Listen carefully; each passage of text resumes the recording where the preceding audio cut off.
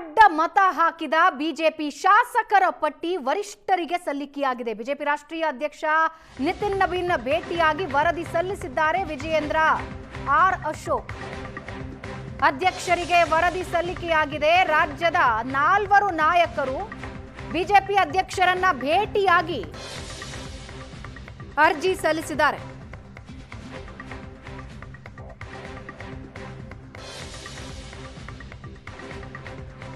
R Ashok, Vijayendra, Ravikumar, Doddanagouda Patil ಭೇಟಿಯಾಗಿ ಮಾಹಿತಿ ಕೊಟ್ಟಿದ್ದಾರೆ. ಅಡ್ಡ ಮತದಾನ ಹಾಕಿದ ಬಿಜೆಪಿ ಶಾಸಕರ ಬಗ್ಗೆ ಹೈಕಮಾಂಡ್ಗೆ ಪ್ರಾಥಮಿಕ ವರದಿ ಸಲ್ಲಿಕೆಯಾಗಿದೆ. ಅಡ್ಡ ಮತದಾನ ಮಾಡಿದವರ ವಿರುದ್ಧ ಕ್ರಮ ನಡೆಸೋದಾಗಿ ಹೇಳಿದ್ದಾರೆ.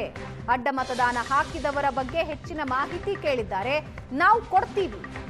ದೆಹಲಿಯಲ್ಲಿ ವಿಪಕ್ಷ ನಾಯಕ ಆರ್ ಅಶೋಕ್, ವಿಜಯೇಂದ್ರ ಈ ಹೇಳಿಕೆ ಕೊಟ್ಟಿದ್ದಾರೆ.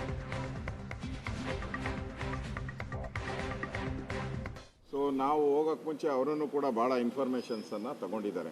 ಯಾರು ಈ ಥರ ಮಾಡಿರ್ಬೋದು ಅನ್ನೋ ಅಂಕಿಅಂಶನೂ ಕೂಡ ಅವ್ರ ಹತ್ರ ಮಾಹಿತಿ ಇದೆ.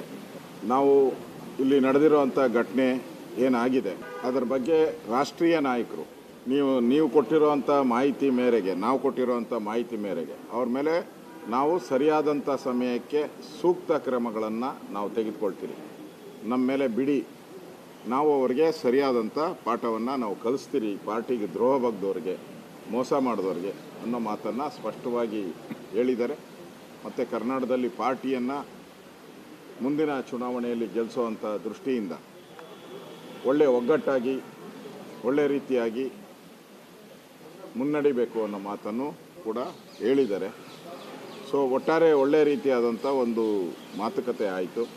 ಹಲವಾರು ಪಕ್ಷದ ಸಂಘಟನೆ ಬಗ್ಗೆ ಹಲವಾರು ಸಲಹೆ ಸೂಚನೆಗಳನ್ನು ಕೊಟ್ಟಿದ್ದಾರೆ. ನಮ್ಮ 2 ಜನರಲ್ ಸೆಕ್ರೆಟರಿನೂ ಅದರಲ್ಲಿ ಭಾಗಿಯಾಗಿದ್ದರು, ನಮ್ಮ ರಾಷ್ಟ್ರೀಯ ಅಧ್ಯಕ್ಷರಿದ್ದರು. ನಾವೆಲ್ಲ ಒಟ್ಟಾಗಿ ಹೋಗಿ ಮಾತಾಡಿದಿರಿ.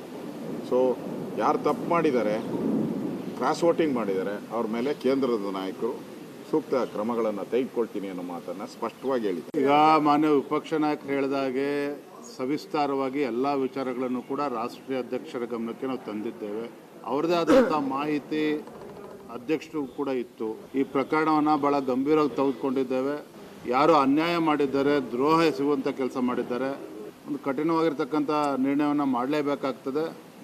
ನಾವು ಕೂಡ ಮಾಹಿತಿಯನ್ನು ತೆಗೆದುಕೊಳ್ತೇವೆ. ಇನ್ನೂ ಏನಾದರೂ ಮಾಹಿತಿಗಳಿದ್ರೆ ನಮಗೆ ತಿಳಿಸಿ ಅನ್ನೋ ಮಾತನ್ನು ಅವ್ರು ಹೇಳಿದ್ದಾರೆ.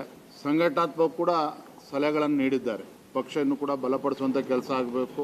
ಮುಂದಿನ ದಿನಗಳಲ್ಲಿ ರಾಜ್ಯದಲ್ಲಿ ಪಕ್ಷ ಅಧಿಕಾರಕ್ಕೆ ಬರಬೇಕು. ಆ ನಿಟ್ಟಿನಲ್ಲಿ ಒಟ್ಟಿಗೆ ಸೇರಿ ಕೆಲಸ ಮಾಡಬೇಕು ಅನ್ನೋ ವಿಚಾರ ಕೂಡ ಅವ್ರು ಹೇಳಿದ್ದಾರೆ. ಥ್ಯಾಂಕ್ ಯು, ಧನ್ಯವಾದ. Thank you.